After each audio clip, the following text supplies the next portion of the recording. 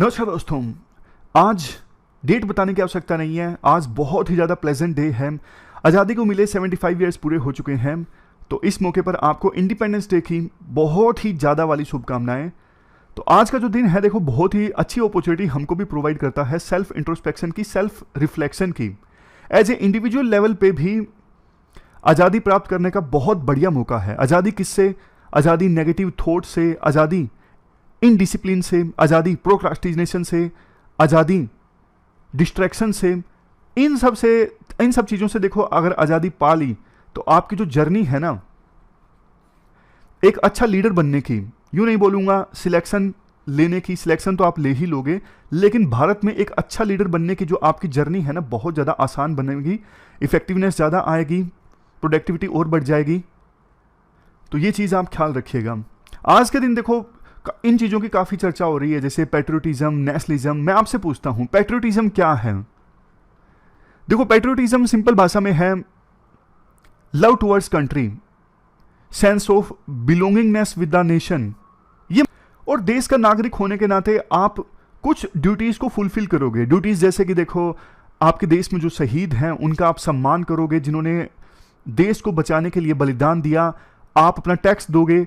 मतलब देखो कोई भी नागरिक अगर इन सभी ड्यूटीज़ को पूरा करता है ना, अपना टैक्स पे करता है टाइम से, किसी प्रकार का कोई करप्शन नहीं करता और इन्वायरमेंट, पब्लिक प्रॉपर्टी इनका ख्याल रखता है, वोटिंग में पार्टिसिपेट करता है, तो वो भी बल्कि ज़्यादा पैट्रियोटिक हैं, क्योंकि वो देश के लिए बहुत कुछ कर रहे हैं। लेकिन कुछ दूसरे लोग जो बोलने के लिए पैट्रियोटिक हैं, जैसे हमारे देश में कुछ पॉलिटिशियंस हैं, वैसे सारा दिन करप्शन करेंगे, धर्म के नाम पे, जात के नाम पे, एथनिसिटी के नाम पे समाज को तोड़ने का काम करेंगे, लेकिन दिखाएंगे ऐसे कि सबसे बड़ा पैट्रियोटिक मैं ही हूं।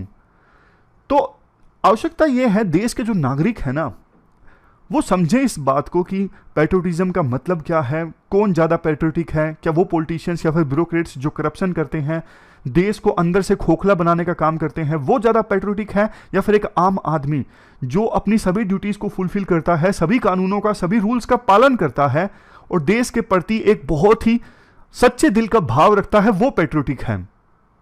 पैट्रियोटिक ना आज के समय में दिखावा बहुत बन गया है, ना सिर्फ हमारे देश में बल्कि विभिन्न देशों में एक होड़ लगी है दिखाने की कि मैं ज़्यादा पैट्रियोटिक हूं, मैं ज़्यादा पैट्रियोटिक हूं। जैसे देखो हिंदी मूवीज़ में डायलॉग नहीं आता, ये धरती माँ है, तो माँ के प्रति किसी बच्चे का कितना प्यार है वो कभी दिखाएगा नहीं। वो प्यार, उस प्यार की किसी से तुलना ही नहीं की जा सकती है। तो ये कुछ चीज़ें हैं जो आंसर्स में आप लिख सकते हो। अब चलिए डिस्कशन स्टार्ट करते हैं, लेकिन ये तो बता दूं कौन कौन से आर्टिकल्स हमको डिस्कस करने हैं। दो इश्यूज आज हम डिस्कस करेंगे। हिंदू में तो एक ही इश्यू काम का है, लोकल गवर्नमेंट से संबंधित, लेकिन G20 का इशू हम डिस्कस करेंगे इंडियन एक्सप्रेस से। तो एक लोकल गवर्नमेंट्स और दूसरा G20, दोनों इश्यूज को हम डिस्कस करेंगे। चलिए डिस्कशन स्टार्ट करते हैं। First important article local governments से संबंधित है। आप GS पेपर सेकंड के इस टॉपिक से आर्टिकल को रिलेट कर सकते हो। देखो अब आज़ादी को 75 ईयर्स पूरे हो चुके हैं, तो इस मौके पर जो लोकल बॉडीज़ हैं ना उनकी परफॉर्मेंस को एनालाइज किया जा रहा है। 73rd और 74th कॉन्स्टिट्यूशनल अमेंडमेंट से पहले जो 1993 में आई थी, उससे पहले तो देखो अलग अलग राज्यों में लोकल बॉडीज़ की, जैसे अर्बन लोकल बॉडीज़ हो या फिर पंचायती राज इंस्टीट्यूशंस हो, इनकी सिचुएशन अलग अलग थी। किसी राज्य में 4 साल बाद इलेक्शन होते थे, किसी राज्य में 6 साल बाद, कहीं पे 3 टियर सिस्टम था, कहीं पर 4 टियर, कहीं पर 2 टियर। मतलब यूनिफॉर्मिटी नहीं थी हमारे देश में। बट 73rd और 74th कॉन्स्टिट्यूशनल अमेंडमेंट आने के बाद सभी राज्यों में कुछ चीज़ें तो देखो सेम हो गई।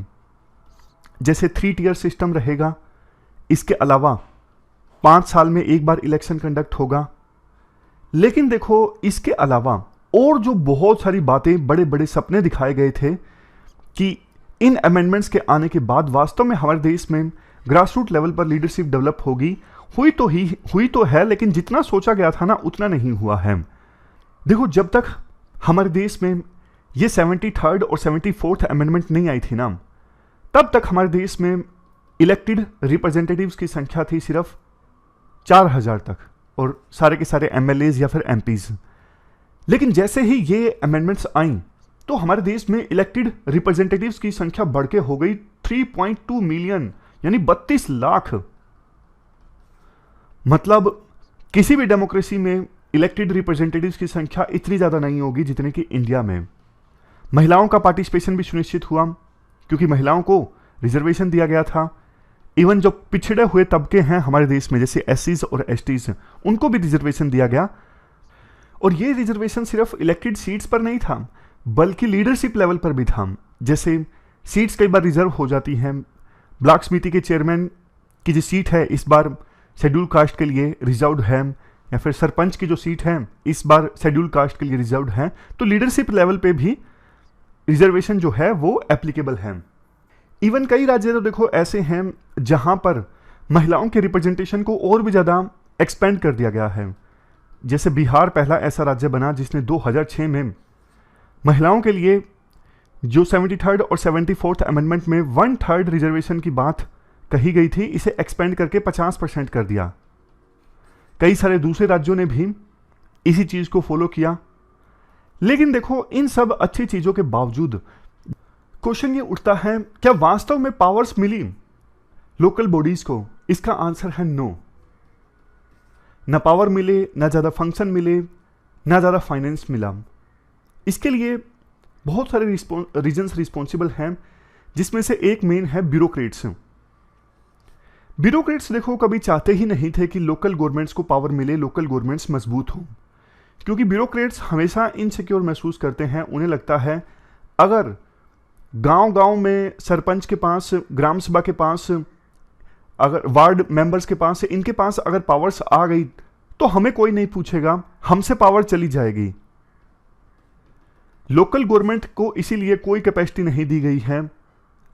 मतलब और भी बहुत सारे फैक्टर्स रिस्पॉन्सिबल हैं, जैसे स्टेट लेवल पे जो लीडर्स होते हैं, पॉलिटिकल लीडर्स, वो भी इनसिक्योर महसूस करते हैं। उन्हें लगता है कि अगर देखो गांव-गांव में लीडरशिप डेवलप हो गई तो हमें कोई नहीं पूछेगा, फिर वो इनसिक्योर महसूस करते हैं। इसी वजह से लोकल गवर्नमेंट्स को कैपेसिटी नहीं दी गई है। जबकि देखो, मान लिया चलो स्टेट लेवल पे जो पॉलिटिकल लीडर्स हैं, एमएलए एमपी हैं, वो तो चुने हुए हैं, बट ब्यूरोक्रेट्स तो चुने हुए भी नहीं हैं। मतलब उनकी कोई अकाउंटेबिलिटी नहीं है, वो इतने सारे फंक्शंस परफॉर्म करते हैं। लेकिन जो लोकल लेवल पे लीडर्स हैं उनको जनता ने चुना है, बट उनको नहीं पूछा जाता है। उनके पास फंक्शंस नहीं है परफॉर्म करने के लिए, बस एक पद बना दिया गया है। कई बार तो ऐसा लगता है कि हाँ, अमेंडमेंट हुई है इसलिए आप इलेक्ट हो गए हो, लेकिन काम करने के लिए इतना कुछ नहीं है। सब कुछ जो डिसीजन है वो डिस्ट्रिक्ट लेवल पे लिए जाते हैं, एमएलए लेवल पे लिए जाते हैं। बात हर कोई करता है, लोकल गवर्नमेंट्स को मजबूत किया जाए, लोकल गवर्नमेंट्स को एम्पावर किया जाए, लेकिन ऐसा लगता है कि ना ब्यूरोक्रेट्स ने और स्टेट लेवल पे, नेशनल लेवल पे जो पॉलिटिशियंस हैं ना, उन्होंने डिसाइड कर लिया है कि बातें करेंगे लेकिन काम नहीं करेंगे। बातें तो हमेशा की जाती हैं। होना देखो कायदे से ये चाहिए, हर एक लेवल पे जो लोकल गवर्नमेंट है ना, जैसे पंचायत लेवल पे है, हर एक लोकल गवर्नमेंट की अपनी ऑर्गेनाइजेशनल कैपेसिटी हो, स्टाफ हो, जैसे engineers, office staff, social mobiliser. लेकिन आप देखिए लोकल लेवल पे लोकल गवर्नमेंट के पास क्या स्टाफ होता है? नहीं होता। मतलब लोकल लेवल पे जो जेई है, एसडीओ है, जैसे पीडब्ल्यूडी डिपार्टमेंट में, और इसके अलावा इलेक्ट्रिसिटी डिपार्टमेंट में, ये लोकल गवर्नमेंट्स की सुनते ही नहीं है। जो पंचायती राज इंस्टीट्यूशंस हैं, आप उनका एग्जांपल लीजिए। स्टाफ के नाम पर मिलता है सिर्फ एक पंचायत सेक्रेटरी। जो पंचायत वेब सीरीज है ना, उसमें आपने जीतू भैया को देखा होगा, सिर्फ एक ही स्टाफ मिलता है और उनकी भी बात कोई नहीं मानता। जो विनोद जैसे लोग हैं वो तंग करके रखते हैं, समझ गए? तो कहने का मतलब ये है, स्टाफ नहीं मिलता बिल्कुल भी लोकल गवर्नमेंट्स को कि वो अपना काम करवा सकें। स्टाफ नहीं मिलता क्योंकि ब्यूरोक्रेट्स अपने हाथों में पावर कॉन्सेंट्रेट करके रखते हैं। दूसरा है स्टाफ्ड ऑफ मनी, पैसा भी नहीं मिलता।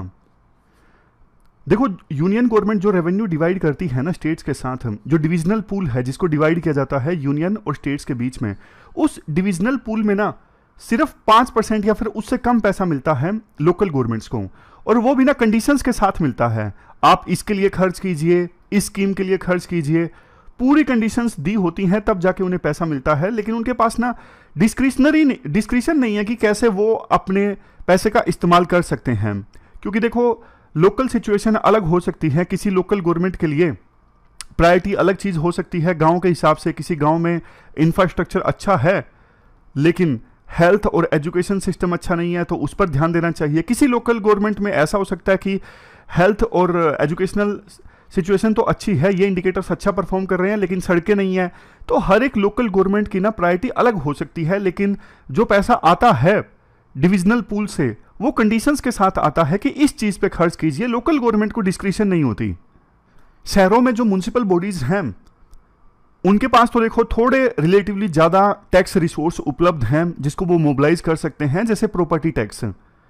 शहरों में म्युनिसिपल बॉडीज प्रॉपर्टी टैक्स इकट्ठा कर सकती हैं, लेकिन एक बार वो इकट्ठा कर भी लें तो फिर देखो कैसे उनको यूज किया जाएगा ये तो डिसाइड किया जाता है ऑफिसर्स के द्वारा। कई बार यही पैसा ट्रांसफर कर दिया जाता है किसी पैरेलल कॉर्पोरेट एंटिटी के पास में। जैसे देखो स्मार्ट सिटी को गवर्न करने के लिए एक स्पेशल पर्पस व्हीकल बनाया है, कोई कंपनी बनाई है, अब उसको पैसा चला जाता है, वो कैसे सिटी की डेवलपमेंट के लिए इस्तेमाल करेगी। लेकिन म्युनिसिपल बॉडी के पैरेलल बॉडी क्रिएट हो गई स्मार्ट सिटी वाली, जिसका नाम है स्पेशल पर्पस व्हीकल। तो ऑलरेडी कम पावर्स थी, थोड़ी और पावर छीन ली गई इस प्रकार की बॉडीज के द्वारा, तो ये भी एक कंसर्न है। उसके बाद तीसरा चैलेंज है ब्यूरोक्रेट्स के द्वारा देखो टेक्नोलॉजी का यूज किया जाता है लोकल सर्विसेज की डिलीवरी को सेंट्रलाइज करने के लिए। अब जैसे प्रधानमंत्री आवास योजना है, घर किसको मिलेगा, सब कुछ आप ऑनलाइन अप्लाई कीजिए और डिस्ट्रिक्ट लेवल पे डिसीजन लिया जाएगा, एमएलए के लेवल पे डिसीजन लिया जाएगा। मतलब लोकल लेवल पे जो रिप्रेजेंटेटिव्स है ना उनका से बहुत कम है सर्विसेज की डिलीवरी में, जबकि उनका रोल उनका से ज़्यादा होना चाहिए। अब इसके बाद राइटर कुछ चीज़ें सजेस्ट करते हैं कि कुछ ट्रेंड इमर्ज हो रहे हैं। देखो अर्बन गवर्नमेंट्स जो हैं वो न्यू बैटल ग्राउंड हैं। अर्बन गवर्नमेंट्स जिनका प्रोविजन किया गया है 74th कॉन्स्टिट्यूशनल अमेंडमेंट में, ये न्यू बैटल ग्राउंड देखो इसलिए हैं क्योंकि अब शहरों में ना लोग धीरे धीरे अब समझदार हो रहे हैं। उन्हें पता है कि हमें जैसी सर्विस डिलीवर की जानी चाहिए वैसा नहीं की जा रही है। कोविड-19 के दौरान लोग बहुत तंग हो गए थे, तो अब चूंकि उनमें अवेयरनेस फैली है ना, वो बात करने लगे हैं कि अर्बन गवर्नमेंट्स को मजबूत किया जाए। बहुत सारे अर्बन एनजीओज ऐसे हैं जो लोगों को एजुकेट करते हैं कि आप अर्बन गवर्नेंस में इंटरेस्ट लीजिए। और दूसरी चीज देखो, जो लाइन डिपार्टमेंट्स है ना, लाइन डिपार्टमेंट्स जैसे स्टेट लेवल पे इलेक्ट्रिसिटी डिपार्टमेंट है, वाटर डिपार्टमेंट है, रूरल बॉडीज का डिपार्टमेंट है, लैंड डेवलपमेंट का डिपार्टमेंट है, ये सारे डिपार्टमेंट्स पहले ना बताते नहीं थे। मतलब लोकल इंस्टीट्यूशंस का तो कोई रोल होता ही नहीं था कि कहाँ पे नया इलेक्ट्रिसिटी बोर्ड बनेगा, कहाँ पे वाटर बॉक्स बनेगा, कुछ नहीं बताते थे। इंफ्रास्ट्रक्चर कहाँ पे इस्टेब्लिश होने वाला है अपने आप से ही वो डिसाइड कर लेते थे। बाद में धीरे धीरे अब आरटीआई आया, अब आम जनता को भी पता होने लगा है कि यहाँ पे प्रोजेक्ट आया है, क्यों डिसाइड किया गया है यहाँ पे प्रोजेक्ट इस्टेब्लिश करने का। तो धीरे धीरे अब इंडिया में ज़्यादा इंफ्रास्ट्रक्चर डेवलप होने लगा है ना, तो ये लाइन डिपार्टमेंट अब इंफ्रास्ट्रक्चर कहाँ पे इस्टेब्लिश करें इसके लिए लोकल इंस्टीट्यूशंस का से रखने को तैयार हैं। Even day to day basis पे जो लोकल सर्विसेज प्रोवाइड की जाती है ना, जैसे देखो नया इलेक्ट्रिसिटी का कनेक्शन है और बहुत सारी छोटी छोटी चीज़ें हैं रोज़मर्रा की जो सर्विसेज डिलीवर करनी होती हैं इन लाइन डिपार्टमेंट्स को, जैसे इलेक्ट्रिसिटी डिपार्टमेंट, वाटर डिपार्टमेंट, वो इन लोकल सर्विसेज की डिलीवरी में लोकल गवर्नमेंट्स का रोल भी रखने को तैयार हैं। क्योंकि जैसे महामारी आई तो आपने देखा किस प्रकार से बड़े लेवल पे जो ब्यूरोक्रेट्स थे या फिर लीडर्स थे वो तो गुम से हो गए, लेकिन ग्रास रूट लेवल पे जो इंस्टीट्यूशंस थे ना उन्होंने बढ़िया रोल प्ले किया इस महामारी को कंट्रोल करने में। इसी से लाइन डिपार्टमेंट्स को ये कॉन्फिडेंस आया कि लोकल लेवल पे ये जो लोकल गवर्नमेंट्स है ना ये भी अच्छे से सर्विस डिलीवरी कर सकती हैं।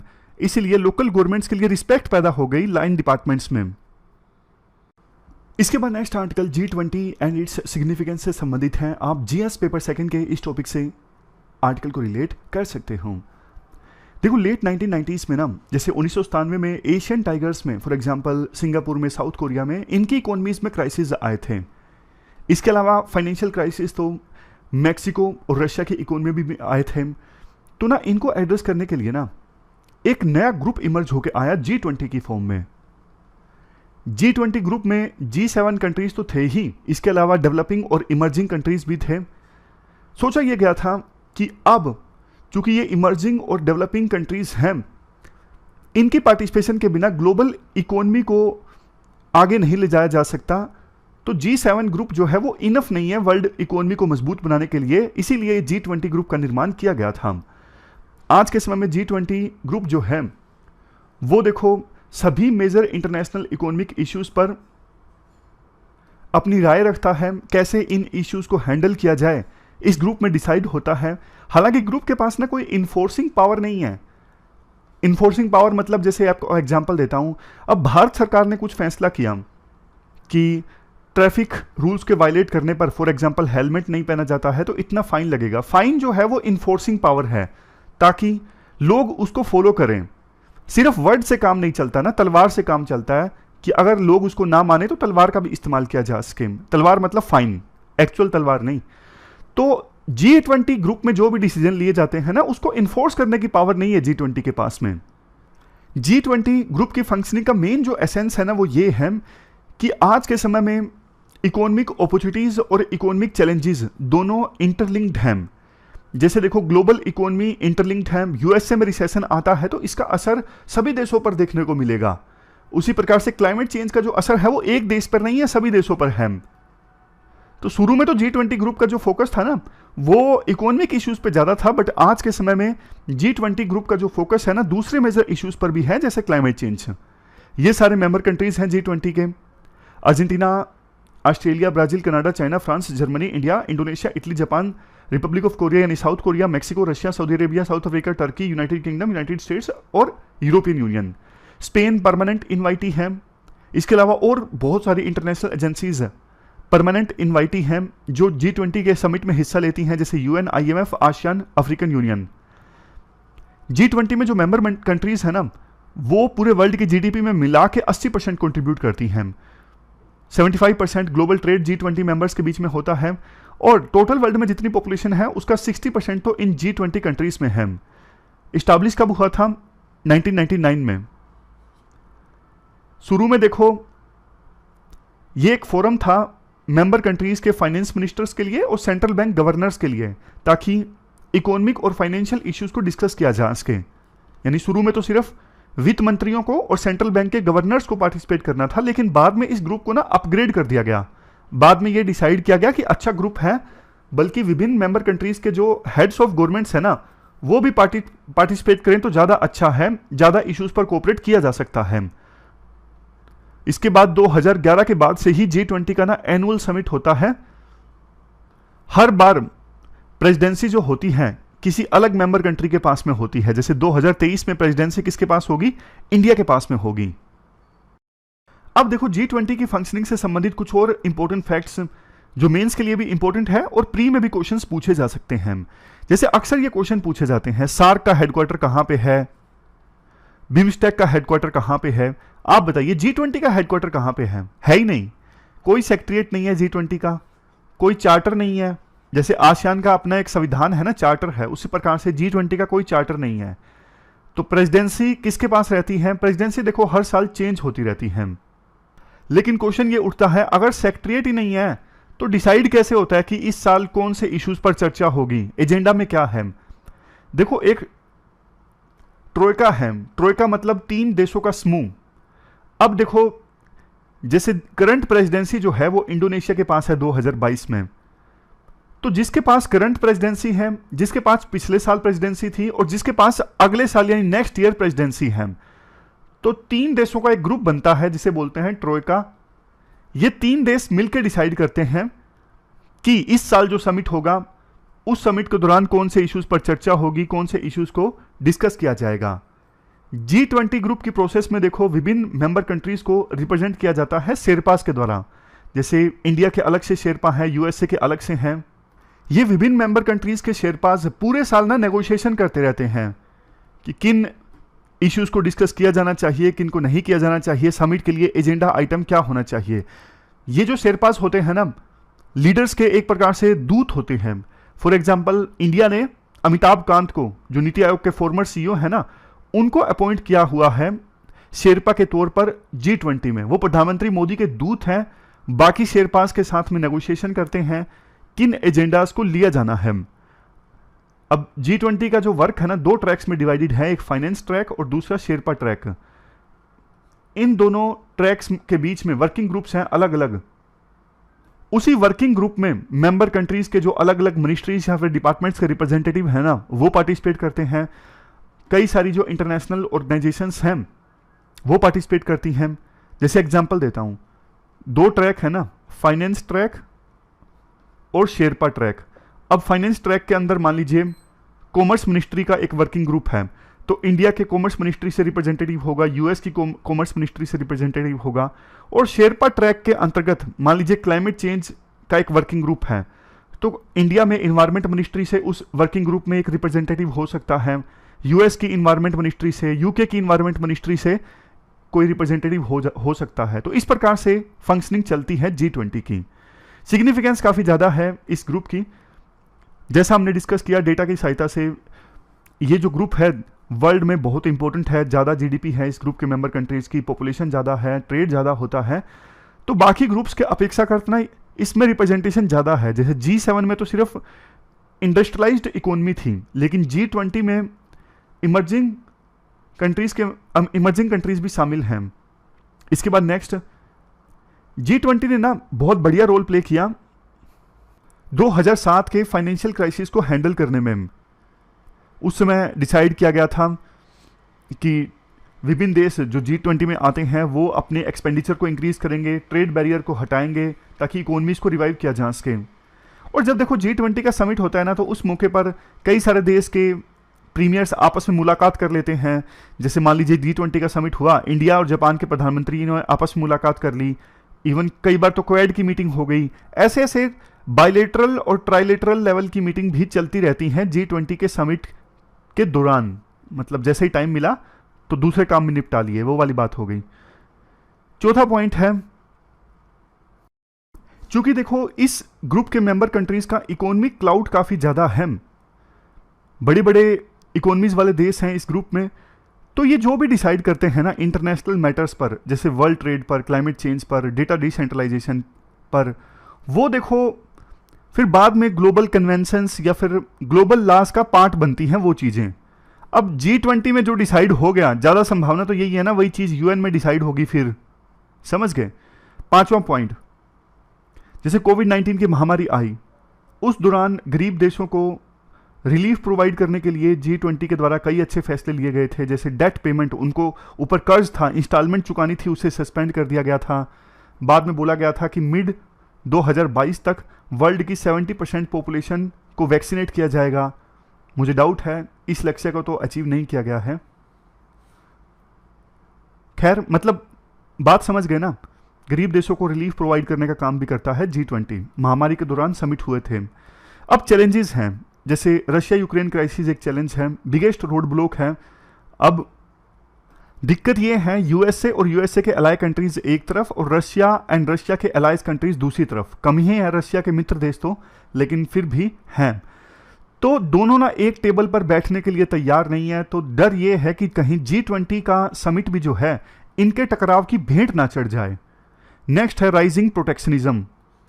ये भी एक बड़ा खतरा है G20 ग्रुप के लिए। जैसे देखो विभिन्न देश ना अब अपनी अपनी डोमेस्टिक कंपनीज और डोमेस्टिक इंडस्ट्रीज को बचाने में लगी हुई हैं, सेल्फ सफिशिएंट बनने की कोशिश कर रही हैं विभिन्न देशों की इकोनॉमीज। जैसे इंडिया ने भी आत्मनिर्भर भारत कैंपेन लॉन्च किया, यूएसए में भी अमेरिका फर्स्ट की बात कही गई। अगर देखो ये सब होगा तो फिर तो ट्रेड कम हो जाएगा, कोऑपरेशन कम हो जाएगा, टकराव आएगा विभिन्न देशों में इकोनॉमी के नाम पे, ट्रेड के नाम पे। तो ये चीजें अच्छी नहीं है। जैसे बाइडन का एग्जांपल दिया जाता है, बाइडन ने वैसे ट्रंप प्रशासन की ज्यादातर पॉलिसीज को वापस ले लिया था, लेकिन इसको वापस नहीं लिया था।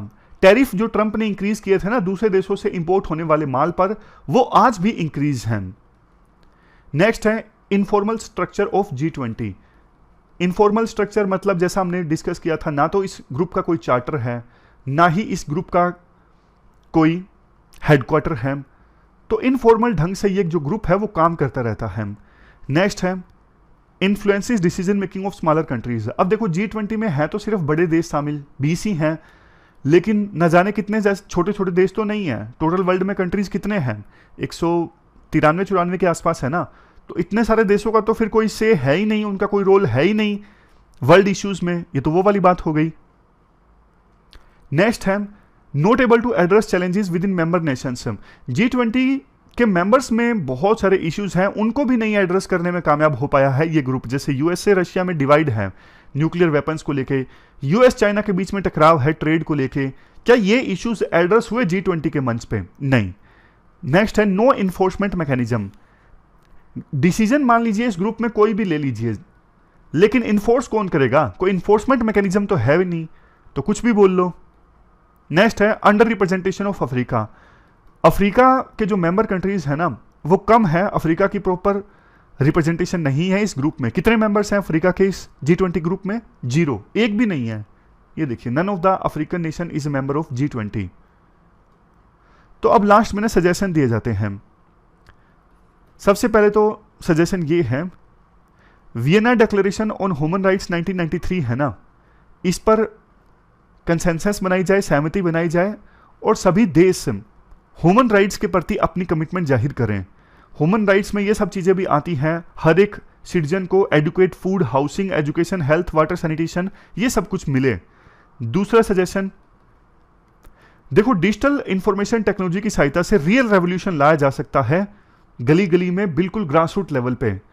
लेकिन इसके लिए ये चाहिए, काफ़ी सारे देश जैसे अफ्रीकन कंट्रीज हैं वो अभी भी डिजिटलाइजेशन का लाभ नहीं उठा पा रहे हैं। वहाँ पे ना तो इतनी अच्छी इंटरनेट कनेक्टिविटी है या फिर मोबाइल फोन्स नहीं है, तो वो लोग भी डिजिटल रेवोल्यूशन का फायदा उठा सके, डिजिटल टेक्नोलॉजी का फायदा उठा सके, इसके लिए G20 मेंबर कंट्रीज को प्रयास करने चाहिए। इसके अलावा स्पेस सेक्टर पे फोकस होना चाहिए ताकि काफ़ी सारी प्रॉब्लम्स का सॉल्यूशन निकाला जा सके। Natural resource management, climate change related, natural disasters, agriculture innovation, urban and infrastructure planning, सबके लिए स्पेस सेक्टर का इस्तेमाल किया जा सकता है। इसके बाद पब्लिक हेल्थ पे फोकस होना चाहिए। Next, global financial transaction tax को कंसीडर किया जा सकता है G20 के द्वारा। पहले कंसीडर किया गया था लेकिन इसको रिवाइव किया जा सकता है, मतलब एक देश से दूसरे देश के बीच में जो भी ट्रांजैक्शन होती है उस पर टैक्स लगे और वो पैसा जाए ग्रीन टेक्नोलॉजी फंड में, फिर वो ग्रीन टेक्नोलॉजी फंड से पैसा इस्तेमाल हो लीस्ट डेवलप कंट्रीज के लिए या फिर जहां जरूरत है क्लाइमेट चेंज को एड्रेस करने के लिए। ईस्ट और वेस्ट के बीच में पावर को ब्रिज करने की आवश्यकता है, मतलब अभी जो पावर गैप है ना ईस्ट और वेस्ट के बीच में, वेस्टर्न कंट्रीज ज़्यादा पावरफुल हैं आज भी और ईस्टर्न कंट्रीज धीरे धीरे मुकाबला तो कर रही हैं लेकिन अभी भी काफ़ी पीछे हैं। जैसे इंडिया, इंडोनेशिया, साउथ अफ्रीका, ये इमर्जिंग इकोनॉमीज हैं। बट साउथ एशिया में इंडिया के अलावा और देखिए, पाकिस्तान, श्रीलंका की सिचुएशन देखिए, तो समझ रहे हो ना। तो ईस्ट और वेस्ट के बीच में अभी भी पावर गैप जो ज़्यादा है ना, उस पावर गैप को कम करने की आवश्यकता है। और सबसे लास्ट में G20 का फॉर्मलाइजेशन होना चाहिए, ऑब्जेक्टिव डिफाइंड होने चाहिए, vision, mission statement, permanent secretariat, ये सब होना चाहिए G20 का, तब जाके ये इंस्टीट्यूशन अच्छे से काम कर सकेगा। सबसे लास्ट में वैसे ये तो है ही कि इसे ज़्यादा रिप्रेजेंटेटिव बनाया जाए G20 को, अलग अलग कॉन्टिनेंट से, फॉर एग्जांपल अफ्रीका से देशों को रिप्रेजेंटेशन मिलनी चाहिए। लास्ट में कंक्लूजन में कहा जाता है दिसंबर 2022 में इंडिया प्रेसिडेंसी संभालेगा इस G20 ग्रुप की, तो इंडिया के ऊपर भी एक बर्डन है, रिस्पॉन्सिबिलिटी है अच्छे से G20 का समिट ऑर्गेनाइज करवाना। मेन दिक्कत ना एजेंडा पर है, किन आइटम्स को शामिल किया जाए, क्योंकि आज के समय में ना वर्ल्ड बहुत ज़्यादा पोलराइज्ड है। यूएस चाइना के बीच में टकराव है, यूएस रशिया के बीच में टकराव है, वेस्ट एशिया में इतना टकराव है, तो कौन से आइटम्स को लिया जाए, कौन से पर नहीं लिया जाए, इस पर ना सहमति बड़ी मुश्किल से बनती है। तो ये पूरा आर्टिकल हमने डिस्कस किया G20 से संबंधित।